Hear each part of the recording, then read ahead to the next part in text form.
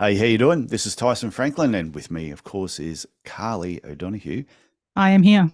And this is an intro to the intro, because when we put this together, oh, we made so many Oh my God. errors and mistakes. Well, and we had technical difficulties. We had so many things I go was off wrong. air for like half an hour. It was ridiculous. It was funny. So when you listen to this particular episode, or if you're watching the video, you're going to see a few stops and starts, and sometimes we might be talking about something, and it jumps onto something else. So just be prepared for that, Don't and be alarmed. Be prepared, yeah. but not So alarmed. that's why we thought we'd do It is funny. It is funny. an intro to the intro. So now you can sit back, enjoy the podcast or the video, whatever you happen to be watching. Hi, I'm Tyson Franklin, and welcome to this month's book review. With me is my co-host, Carly O'Donoghue. Carly, how are you doing today? I am fabulous, Tyson. How are you going? I'm great. And Excellent. the book we have, for people who are watching the video, let's hold it up. It is called Atomic Habits by James Clear. And I And think it is you an put me onto this awesome book. book. I did. I did. I love this book. So out of probably all of the books we've reviewed so far, I think this is the one that people should have on their bookshelf. Whether you're a business owner or whether you just as a family member, whoever you are, Yeah. it has something for you. And so it tells you how to create a habit so you can be the person that you want to become. What I found interesting, and I can usually tell a good book, sometimes I'll read a book and it's interesting at the beginning, and about quarter of the way through, I start to get a little bit bored. I'm going, it's getting repetitive. It's the same message, just dressed differently. Whereas this particular book, I just kept reading it, and I wanted to get to the next chapter, and one chapter just kept building on the next one, and it kept layering the idea of habits, which I thought was great. Yeah, it is. It is a very easy read. And what is also particularly good about this book is that it's loaded with content, which is great. Which makes actually this podcast a little bit hard because we were talking about, well, what do we tell everybody about this book, because it has so much content in it. But hopefully we can nut that down a bit. Well, the first thing you said, because we spoke about the book off air before I pressed record, which feels like we've already done the recording because we were so excited about the book. But you were talking about it, it's all about the one percenters. It's all about the 1% difference. So if you take home message from this book, it's about the 1% change you make in your daily routine will make in a compound. So it's about a compounding effect during a period of time that will make a difference. That's when you see success in like a year's time. You don't see a change necessarily in a day or a week, but the 1% changes makes a difference over a long period of time. Yeah, and I must admit, when I read the book, the day after reading the book, I will point out to people, I only just read this book recently. I sat down and I read the book over a whole day. And that's how easy it was to But read. you can do that. You get sucked in by the I book. got So you sucked can into it. read it in a day. But this morning, normally, and I mentioned this off air, normally I wake up in the morning, sometimes between 5:30 and 6.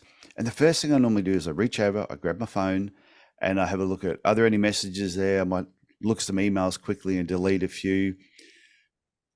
Yeah, I may sometimes sit there for half an hour going over, looking through my phone before I actually get out of bed. This morning, though, and I realized that is a habit That's I've a habit, Tyson. created. Yeah. Yeah. Hmm. And this is what you were talking about the one percenters, that they can actually be positive or negative habits that you Yeah, develop over a period of time. it does. The 1%, it can actually go for or against you. Yeah. So it talks about if you if you're doing a small change, because say you want to ring patients in the clinic. Let's bring it back to a clinic scenario. You've got patients that maybe haven't turned up or cancelled that week. If you say that, well, it would make a big difference to my clinic if I actually phoned those patients up, but I don't really like doing that. So how about if there's 10 people that didn't turn up, find one person. Yeah. So that change of habit. So every day before you leave the clinic, or every week, even starting small, and this is what James Clear actually talks about, he doesn't make things overwhelming because you always start small. So if you say you phone one patient every week that hasn't showed up, in 4 weeks, you've phoned 4 patients that you wouldn't have normally phoned. And then every week, if you keep doing that, you're forming a habit. And it's a small habit that will accumulate into a large result over time. So your business will get better. You'll get better patient connection and rapport. And it's a beneficial thing. However, this is where it can go the other way. If you have a bad habit, and you continue to have a bad habit. So say if you're missing people's birthdays occasionally and you just go, oh, well, whatever. That's They're life. my friend. They'll understand. It'll be right. And then, but it accumulates over time. So where James puts a visual on this is that there's a graph, like a vertical, horizontal line. If you make no changes at all, straight line straight across into the horizontal line straight across. If you make 1% small changes, the line tends to bend and goes up at, maybe at a year's mark or over time it does. However, if you are making 1% bad habits, it goes the opposite way. You tend to drift down, and it has an accumulative effect, a negative accumulative effect. So it can have a positive or a negative effect. The reason as you were talking about it, it reminded me of, remember I've drawn that diagram, the two futures model. And I said, this is where you are now, and this is where you're going to be in the future. So if it's exactly like that. If it's 2023 now, in 2 years' time, it's going to be 2025. No one can argue with you on that. And if they did, then yeah, they need help. In 2 years, it's going to be 2025. But depending on the choices you make will determine whether your lifestyle, your finances, your business, your health and fitness, your relationship with your partner, whether it will go up by making good choices, and this relates to having good habits, or will it go down? Will you smoke more than you should? Will you eat the wrong food? Will you stay at work longer? Will you not talk to your kids? Will you... Yeah, it's those 1% choices and little those habits. Mistakes that you make that in 2 years' time, have you got a bad health, bad business, terrible relationship, your kids don't talk to you, and it doesn't happen overnight.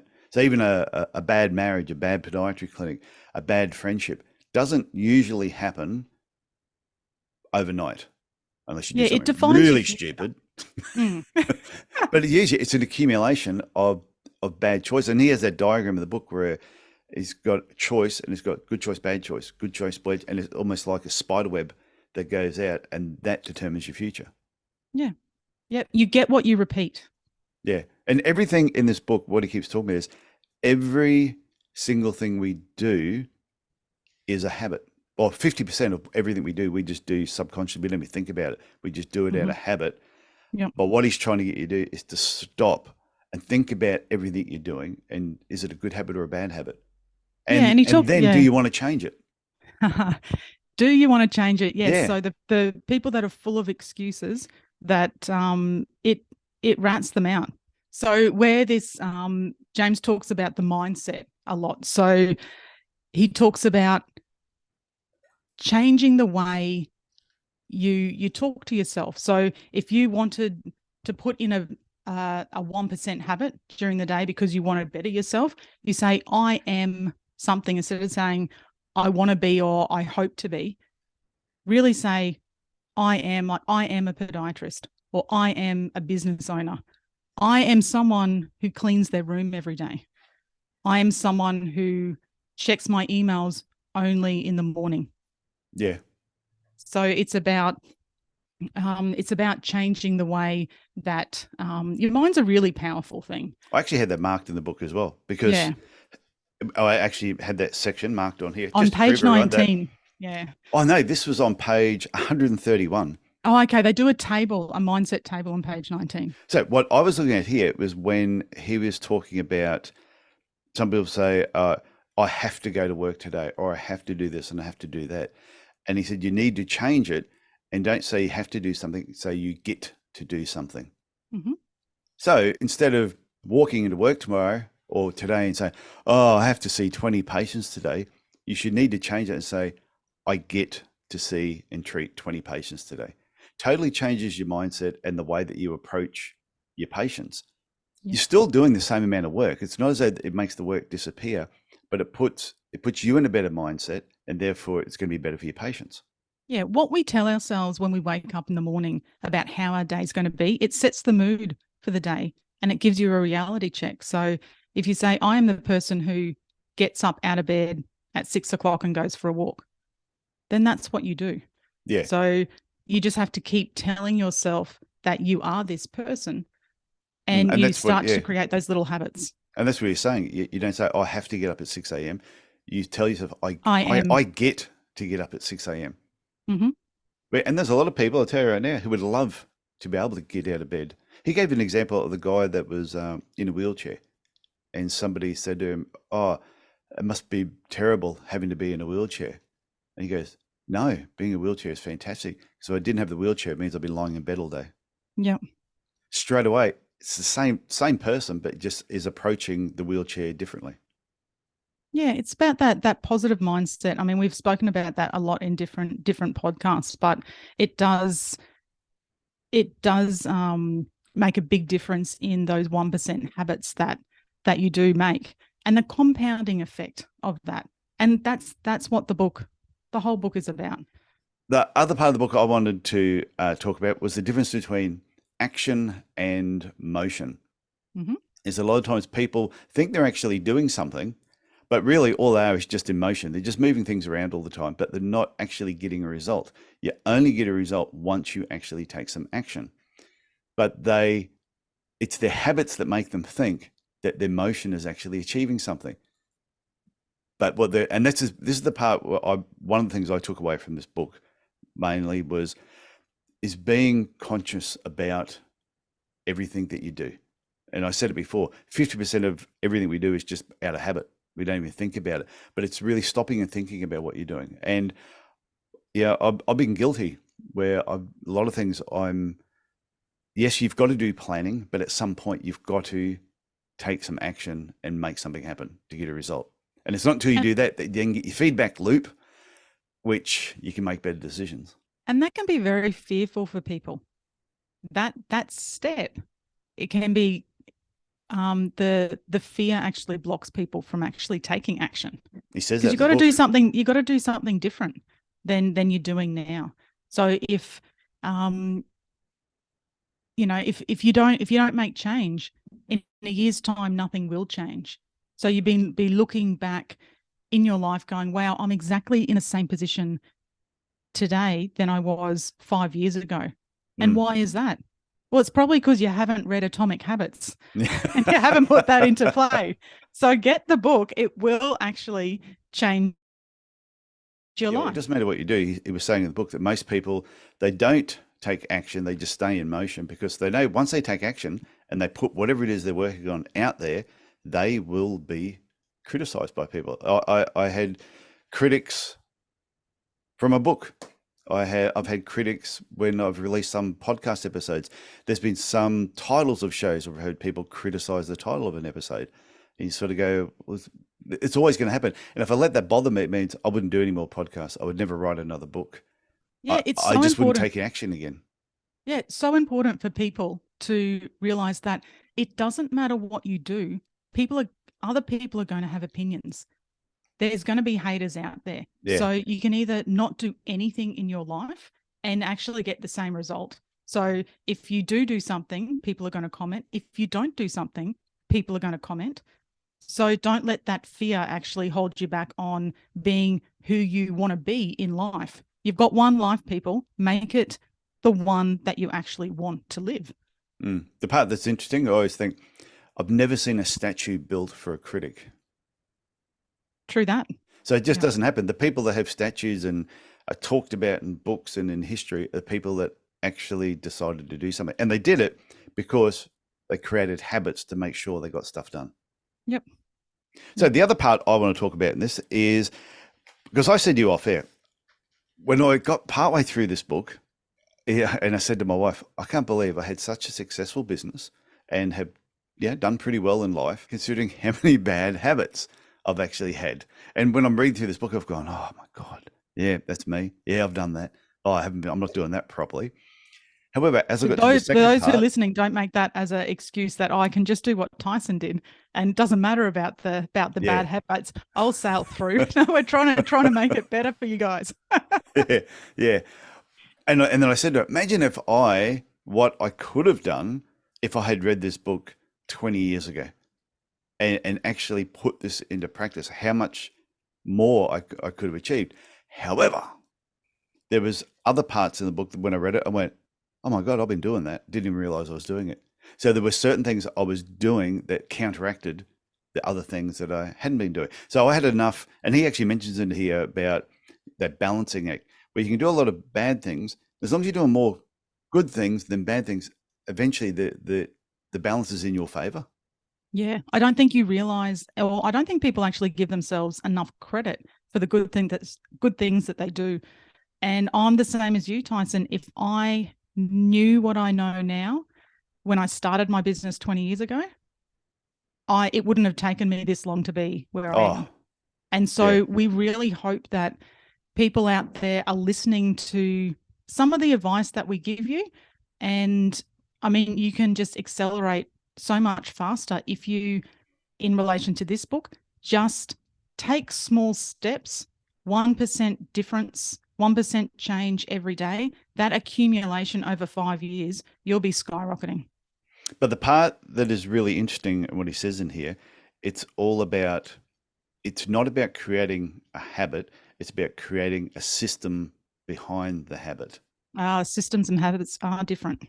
Yeah, because you might have a habit of doing something, but there's a system that actually leads up to the habit.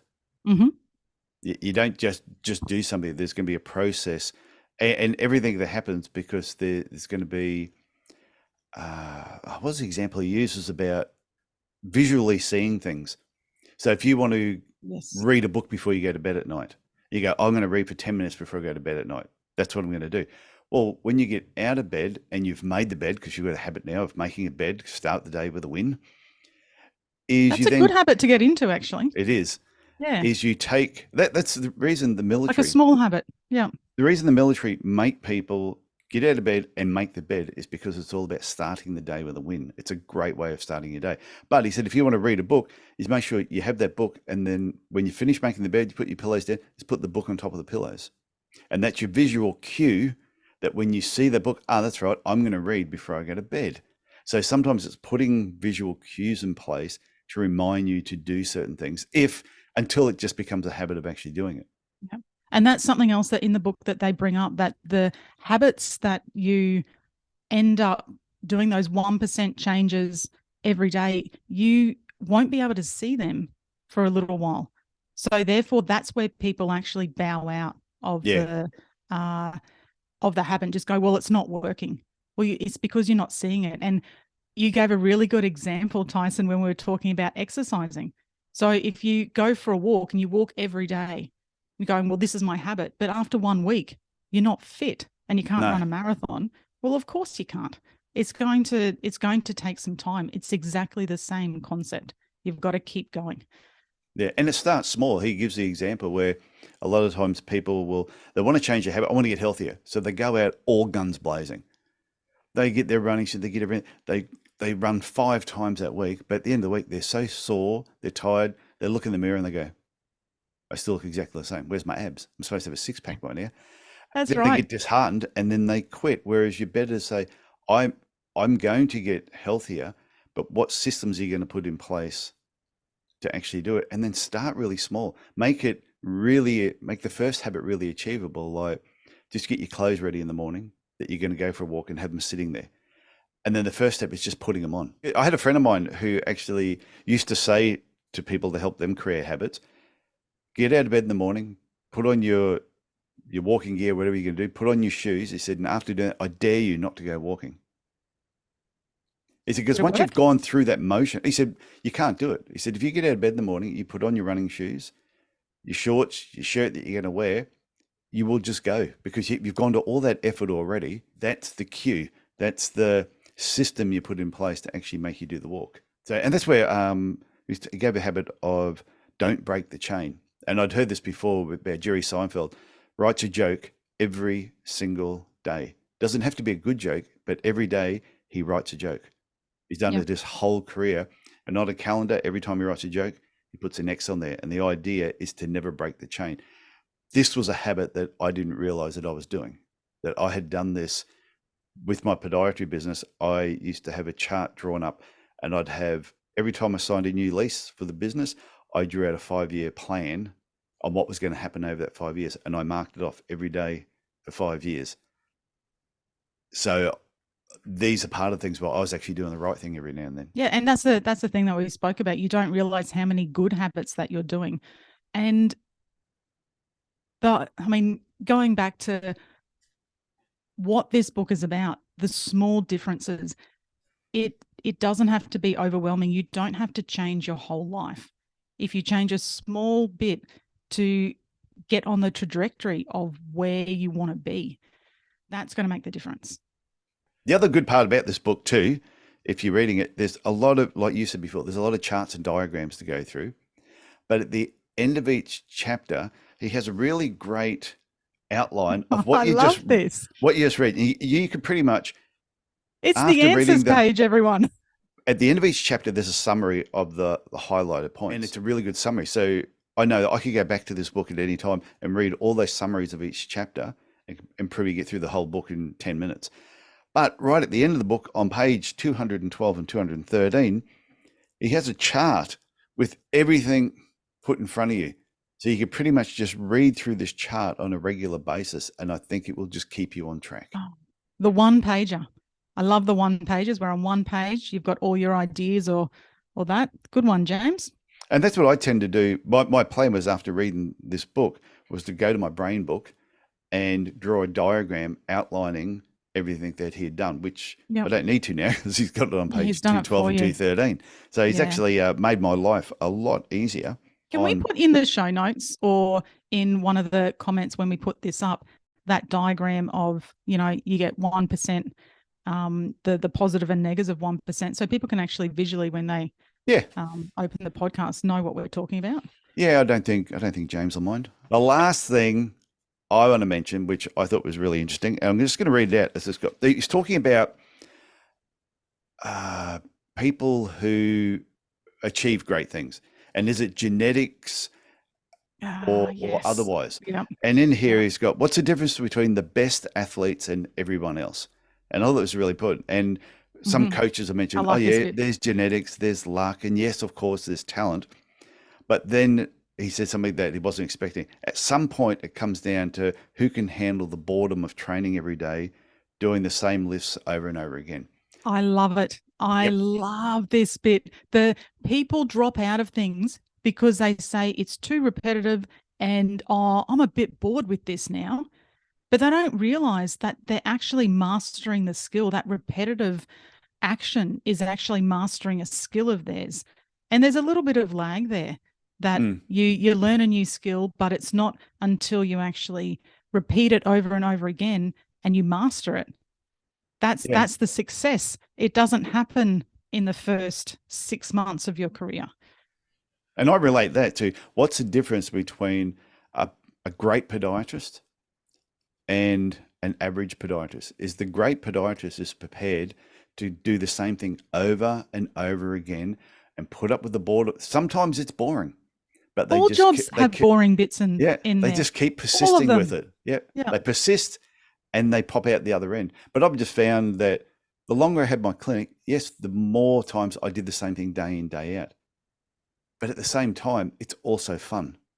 I think you make repetition fun. And that's where the mindset comes into it. How do you perceive those boring? Is it opportunity? Every patient that walks in the door is an opportunity. It's not a general foot care. It's not an MSK. They're all opportunities. The only thing I want to say is just buy the book. This is a book that I actually want everyone to read, and I know that you're going to get something out of it. Even the most OCD or organized people, it's not about organization, it's about habits. So go out, buy the book, and you'll find that every year, if you open up the book in a different page, you're going, oh, that's right. Yeah, I do that, and it actually creates some motivation back into you. Well, you've So had this book for a while, haven't you? I know, yeah, this is the second time I've read it, and I've got new information about it. I'm going, oh, that's right. That's why that wasn't working, because I did it once and I didn't do it again. Like I have so many books on my bookshelf, and a lot of books I'll read them the first time. I go, yeah, I'll never go back and read that book again. Yep. I may have marked a few pages, and I'll go, yeah, there's a couple of good things out of that that I'll use. I've then transferred it into my brain book, but I won't go anywhere else with it. Whereas the books that we reviewed, so like Ash Barty's book, I won't go back and read that. See, I probably will. Yeah, so I Oh, wouldn't. I loved it. Whereas Yeah. this book, I would go back and look at again the practice that we went through, thinking in bets. They're the sort of books that I would go back and just not read it from start to finish, but read the highlighted sections. But this book you could actually read from start to finish again, I think. Yeah, I This won't. Atomic Habits. I'll read the parts. Like I said, every page has got something marked on it. So I would go, what normally happens is I'll highlight something, for example. Mhm. I'll go back and read that section. But when I read that section, I'll go, oh, that was so good. What was based around that? And then I'll end up reading more of the pages that were based around that thing, especially when he was talking about Japanese television sets. Oh, I can't remember that one. When he's talking about they came up with this term, subtracting wasted effort. Oh, that sounds good. Tell me more. You've read the book twice and no, I'm telling No, you about the book. I can't remember that bit. So he's talking about subtracting wasted effort. So he said Japanese manufacturers in this TV company were looking at how often they were putting the TVs together and how much they had Oh, to yeah, move yeah, from yeah. one bench Sorry. Yes. to another bench to go and do so. It reminded me of the Founder movie, the Yes. McDonald's movie, where Yep. when they were working out their systems on how to make cheeseburgers or whatever it was, Yeah. as minimal amount of movements as possible to actually get Uh-huh. the job done. So the Japanese television company did this, but they found by limiting the amount of movements, they were able to produce more in a smaller amount of time. They made less errors, and therefore the amount of mistakes that reduced just by improving the systems. And then it came down to speed and efficiency. Yeah, And the I think, wasted energy in yeah. too many steps. So how this applies to podiatry about the subtracting wasted effort is look at how you currently deliver orthotics to patients, for example. What is the process that you're actually going through? Is there a way that you can speed it up? 33 years ago, we used to do a plaster cast, send them off to a lab, and we'd fit them on the patient. The whole process took about 2 weeks. 33 years later, I know podiatrists are still making patients wait 2 weeks. So are there ways that you can speed up this process? Talk to your labs, look at the way that you're actually delivering this service to the patient. And it's not just orthotics, it's any service that you're delivering a patient, is making sure you're being as efficient as possible and helping the patient as fast as you can. Yep. Totally agree. It comes down, if you're looking at your podiatry business, the admin area is a great example of how you can put a 12-step process into a 5-step process and get exactly the same outcome. And the outcome obviously is the patient outcome as well. You want a happy patient that rebooks and loves your clinic, gives you good Google reviews, but you can actually do that without, a 12, 36-step process. Yeah. And this is where sometimes too, you can have a new person join your team, and they're looking at the way that you do things, and they're sitting there scratching their head going, why are you doing it that way? That doesn't make any sense, because you're in such a habit of doing certain things. But at the same time, you also, and I've shot videos on this, you don't want a new team member coming and say, oh, at our old place, we used to do this. Oh, at our old place, we used to do that, without them understanding the whole system first. Yeah. But that's why it's really good, I think, to get somebody, an external third party, into your clinic sometimes and just have a look at what you're doing and give you some suggestions. They're not there to actually change the whole way you do something, but when you've been doing something for such a long period of time, you become blind to the negative habits that you've created within your practice. But someone coming in with fresh eyes can see it straight away.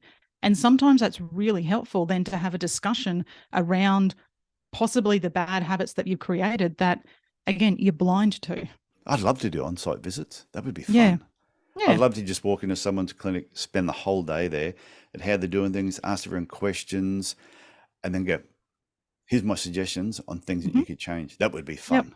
Yeah. Very beneficial. So before we wrap up, have you got any final words you want to comment on this book other than make sure you buy a copy of the book? I think we may have said that before. I'm not sure. I'm pretty sure that is our take-home message. This book actually makes things a lot clearer. So when you're stuck and you're just going, look, you're having those negative thoughts, I'm not succeeding, I'm not doing anything, pick up a copy of this book, have a read, and create those 1% changes. And it will change your life. Yeah, and I reckon James Clear, if he happens to be listening to this review, will probably think that was the worst review of my book I have ever heard. However, we've tried. We tried. We're doing our We've best. tried, James. Sorry about that. It's only our fourth attempt at reviewing books. Don't be so negative. Yeah, settle down, James. You're on your high horse. We love you, James. Only joking. Okay, Carly. Well, this has been fun. It's been so much fun. This episode is going to take some editing at a massive scale. Oh, you love it. If people ever see the raw footage of this one, they're going to go, my God, you should have released that. Yeah, if people have 2 hours of their day to listen to people crap on about something that they supposedly know about and can't string sentences together, loads of fun. I think what it is. Good listening. I think it's because there's so much value in this book. When I've read the other books, it's been easy to go, oh, here's 3 really good key takeaways. When I've read this book, it's like every page there's a takeaway. Yeah. So it's hard to really summarize. It's done our head in. It's done our head in. It's hard to summarize something that's, like you said, just go and buy the bloody book. Yeah. Okay, Carly. So I shall talk to you again next month on our next book review, we haven't chosen the book yet, so we will talk about that as soon as we hop off. Okay. Stay tuned. Yeah, stay tuned. Talk to you later. Bye. Bye.